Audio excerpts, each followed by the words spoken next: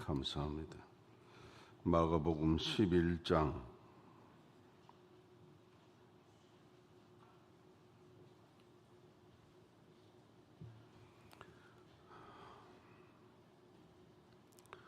마가복음 11장 20절에서 25절 보겠습니다. 마가복음 11장 20절부터 25절 다 같이 봅니다. 저희가 아침에 지나갈 때에 무화과 나무가 뿌리로부터 마른 것을 보고 베드로가 생각이 나서 여짜오되 랍비여 보소서 저주하신 무화과 나무가 말랐나이다. 예수께서 대답하여 저희에게 이르시되 하나님을 믿으라. 내가 진실로 너희에게 이르노니 누구든지 이 산더러 들리어 바다에 던지우라 하며 그 말하는 것이 이룰 줄을 믿고 마음에 의심치 아니하면 그대로 되리라. 그러므로 내가 너희에게 말하노니 무엇이든지 기도하고 구하는 것은 받은 줄로 믿으라. 그리하면 너희가 그대로 되리라. 서서 기도할 때에 아무에게나 혐의가 있거든 용서하라. 그리하여야 하늘에 계신 너희 아버지도 너희 허물을 사하여 주시리라 하셨더라. 아멘. 좌우로 인사하시죠. 오늘도 평안하십시오.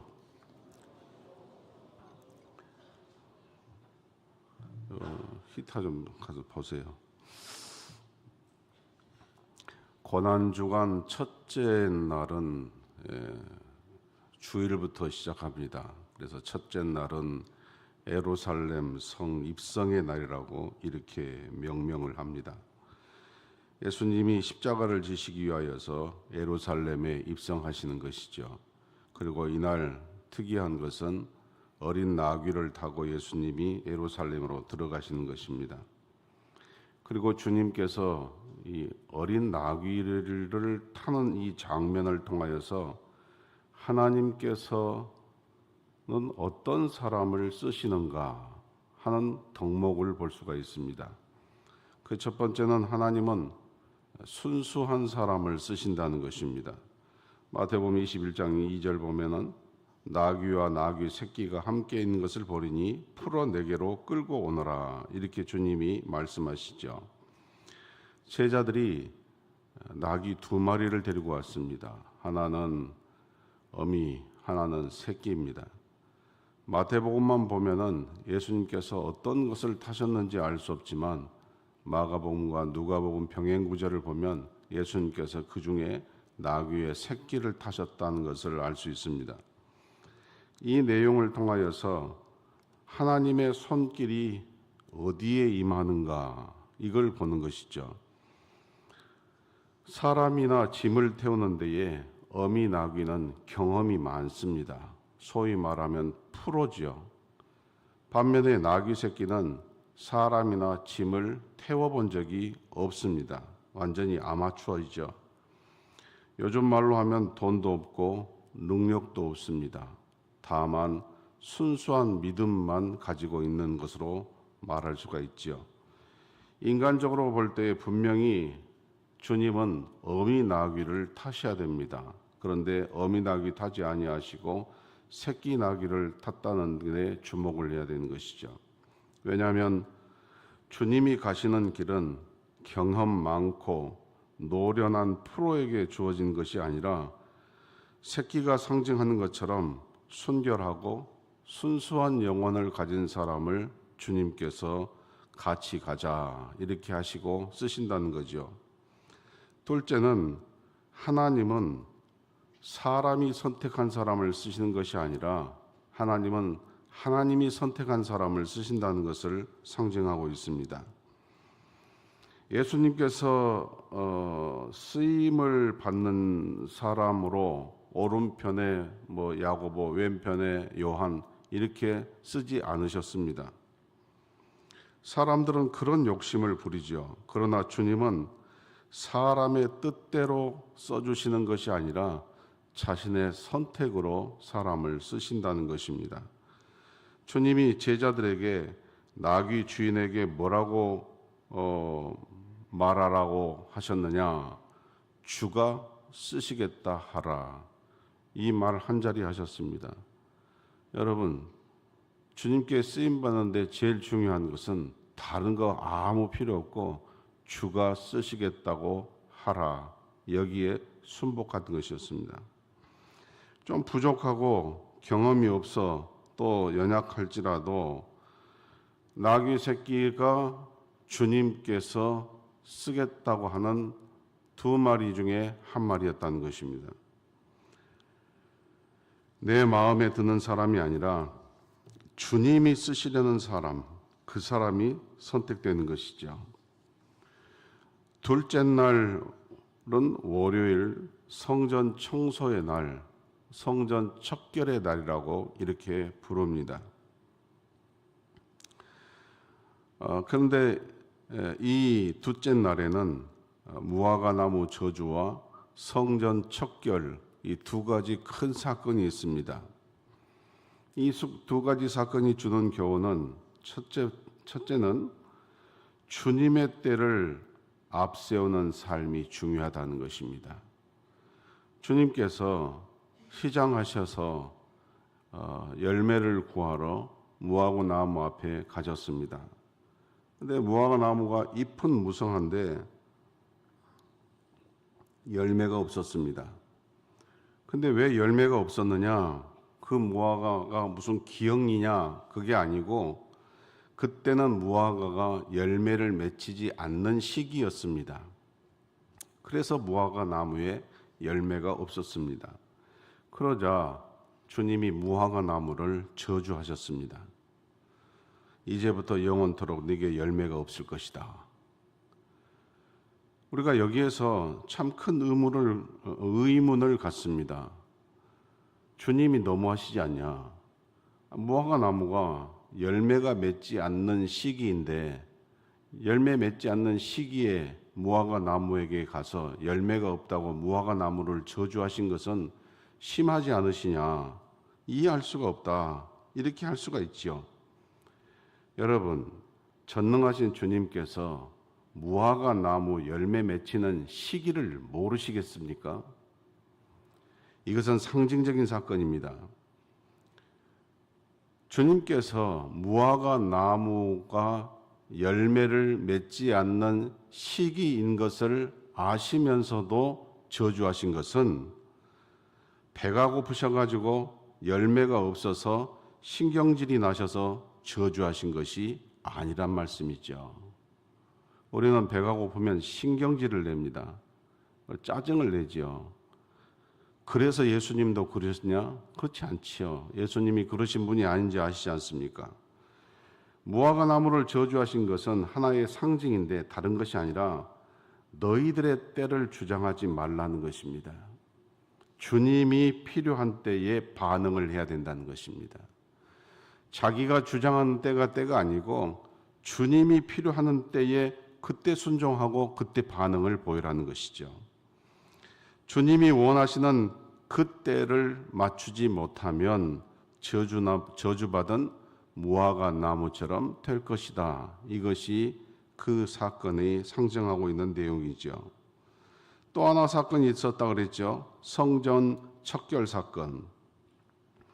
예수님께서 성전에 들어와 보시니까 성전이 난장판이었습니다.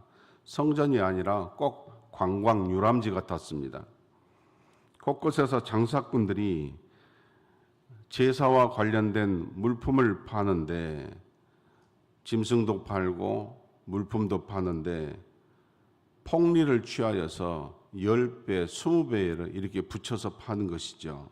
그리고 그 이면에는 제사장들과 서기관들에게 뇌물을 먹이는 것입니다.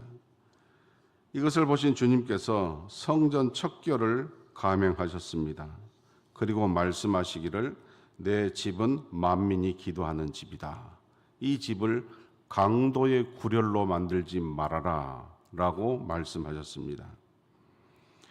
누차 다 아시는 내용이지만 교인들끼리는 돈 거래를 조심하셔야 됩니다. 교회는 물질을 주고받고 돈을 주고받는 그런 장소가 아니라 마음과 믿음을 주고받는 그런 곳입니다. 그렇지 않으면 우리 마음의 교회를 세상의 회사나 사업터나 어떤 모임으로 생각하기가 쉽습니다.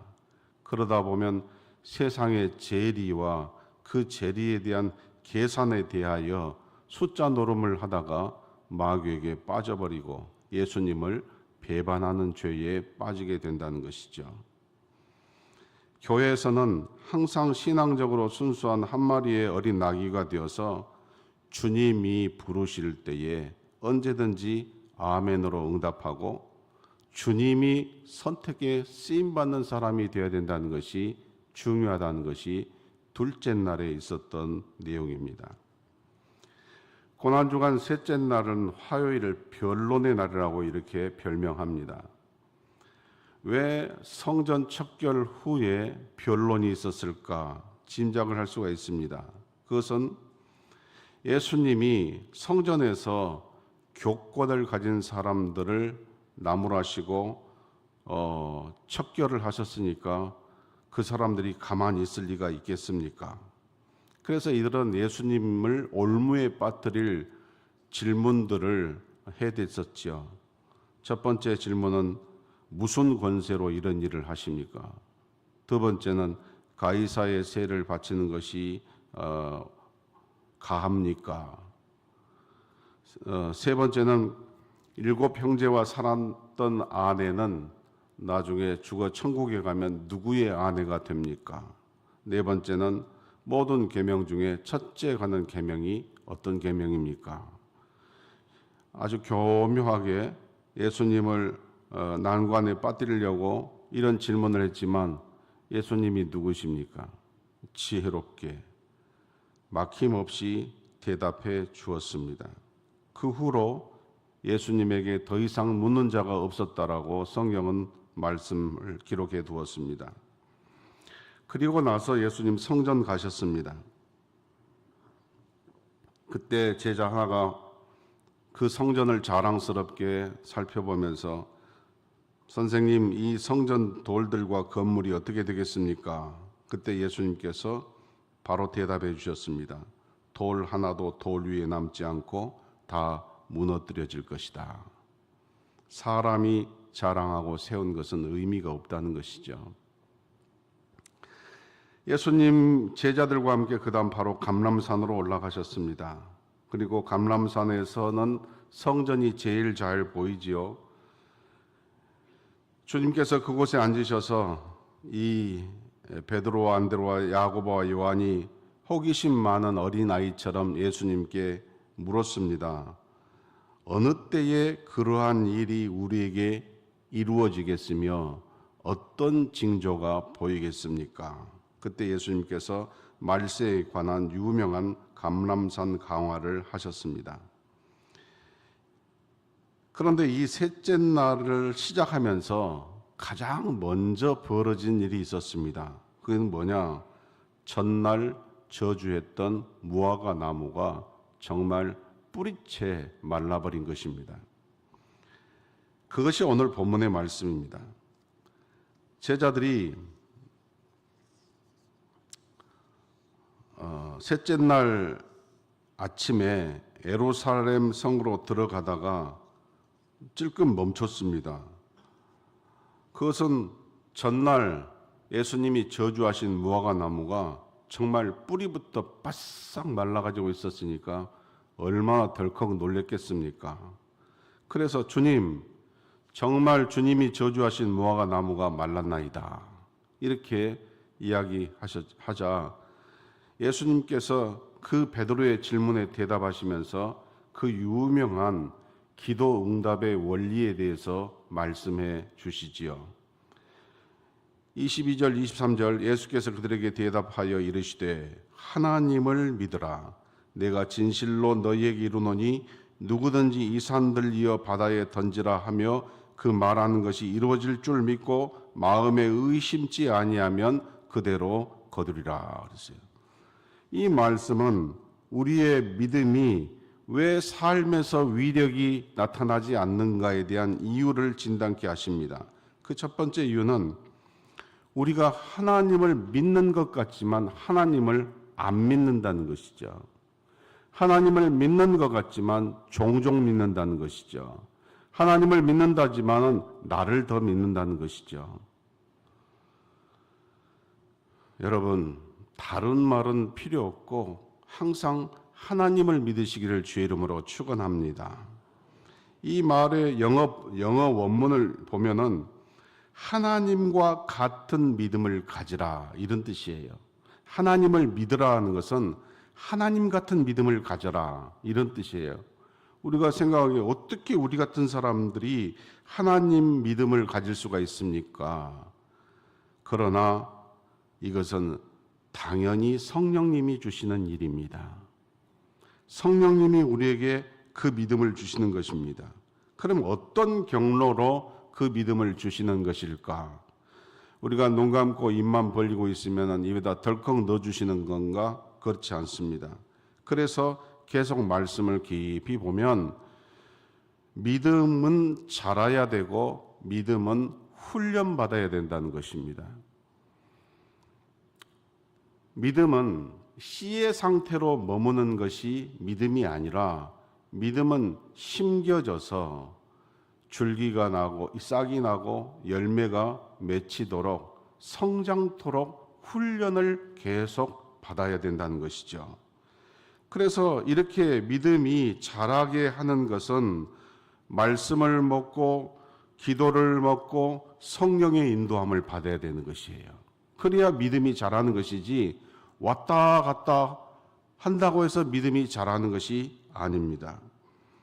여러분, 덩치는 큰데 무거운 물건을 못 드는 사람이 있습니다. 그런데 덩치는 작은데 무거운 물건도 거뜬하게 드러내는 사람이 있습니다.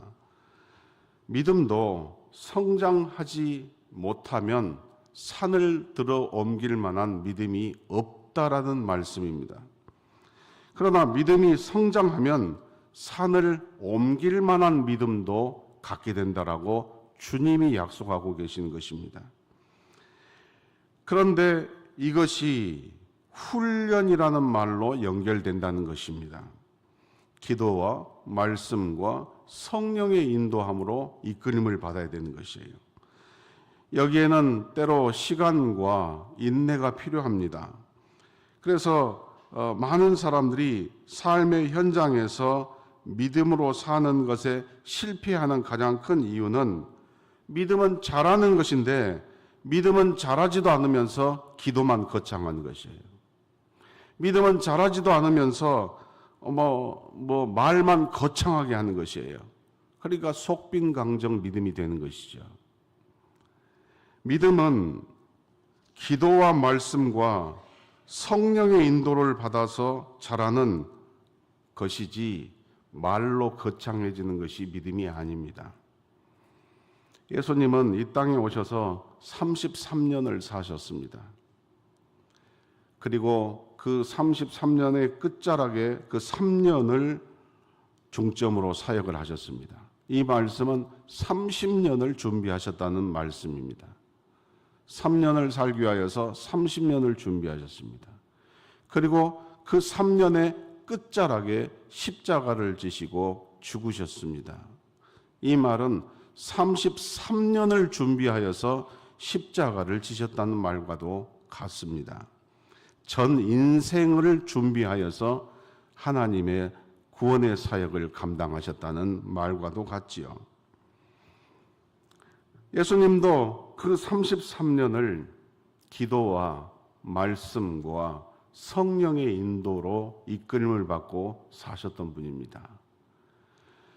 그래서 그는 시간만 나면 기도하셨고 시간만 나면 그 입에서 하나님의 천국의 말씀을 가르치셨습니다. 그리고 자기 뜻대로 아니라 아버지의 원대로 하신다라 하면서 성령의 이끌림을 받으셨습니다. 우리 조급해하는 분들 많은데 조급해하지 마십시오. 반면에 게을러 하지도 마십시오. 매일 주님을 위하여서 한 가지 이상씩 내가 무엇을 해드리고 살까? 이 고민이 제일 행복한 고민이라고 생각합니다. 자꾸 자기의 분량을 늘리고 자기의 분수에 대하여서 깊어지는 사람이 되어야 된다는 것입니다. 그럴 때 때에 이 말이 어떤 말인지를 알게 됩니다. 서서 기도할 때에 아무에게나 혐의가 있거든 용서하라. 그리하여야 하늘에 계신 너희 아버지께서도 너희 허물을 사하여 주시리라. 이 세 번째 날에 있었던 모든 말씀과 내용들입니다. 믿음 생활을 고요하고 평온한 호수처럼 생각할 때가 있습니다. 물론 그럴 때가 있습니다. 조용하게 찬송 부르고 조용하게 말씀 듣고 감정이 미묘해지다가 눈물이 뚜루루 떨어지는 그런 경우도 있습니다. 그러나 이 두 가지 경우만 믿음 생활이 아닙니다. 그것은 극히 일부고, 믿음 생활이라는 것은 때로는 거친 풍랑 속에 그 거친 파도에 오르락 내리락 하는 작은 배 모양으로 생명이 왔다 갔다 하고 내 삶의 전체의 운명이 왔다 갔다 하고 이런 격정의 시간들이 훨씬 더 많은 것이 믿음의 생활입니다. 용서를 어떻게 한답니까? 용서할 수 없는 사람인데 어떻게 용서가 가능하답니까? 용서하려면은 격정이 일어나고 큰 해일과 같은 파도 속에 작은 배 하나가 파도에서 뒤집어졌다가 바로 섰다가 뒤집어졌다가 바로 섰다가 하는 그런 격정의 시간들이 있어야 됩니다. 어떻게 사랑한답니까? 그냥 봐주는 것만 해도 감사하지. 사랑으로 품으려면은 그거 안 됩니다.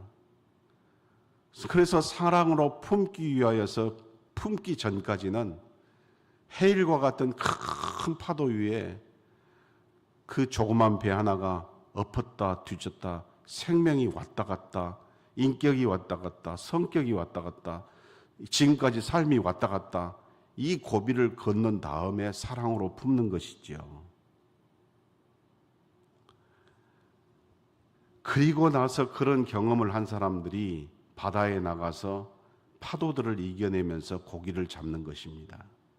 사람 낚는 어부가 되라고 사명을 주신 것은 고요한 바다에 투망질해서 고기 잡으라는 것 아닙니다. 고기 잡아보면 분 아시겠지만 바다가 조용하면 고기도 안 잡힌다 그러지 않습니까?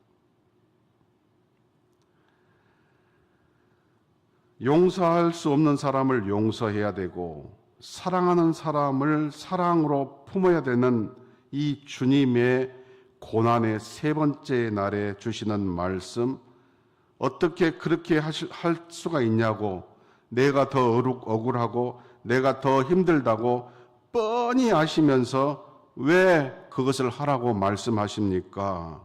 하고 더 울고 더 괴로워하고 더 가슴을 찢었던 그 시간이 있었던 그 사람에게 이 산을 들어 저 바다에 옮겨지라 하면 옮겨질 것이요.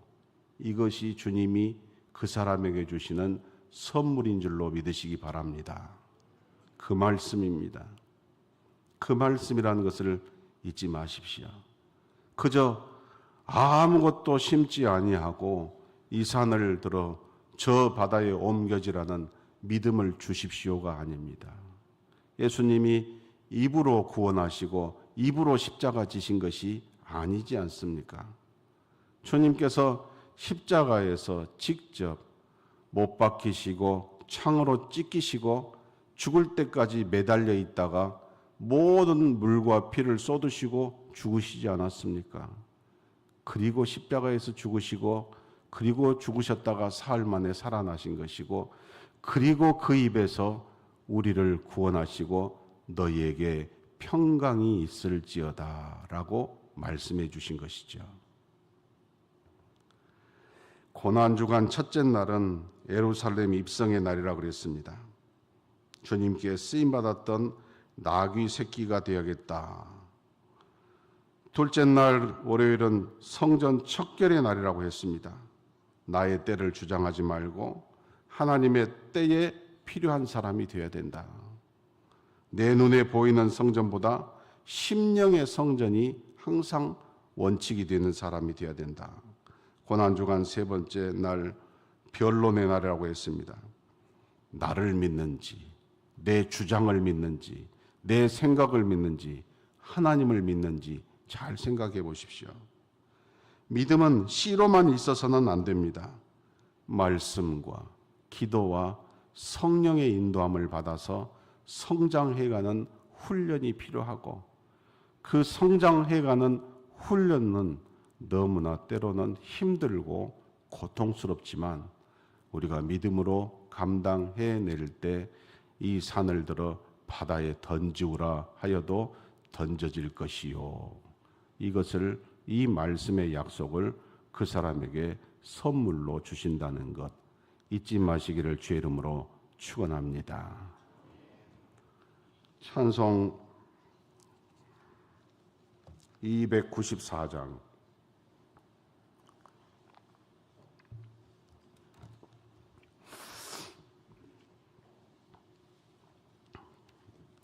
(416장) 통일 찬송가 목소리가 나올지 모르는데 또 부르죠. 하나님은 왜 아들을 주실 때까지 세상 사람 사랑하니 참 사랑이로다.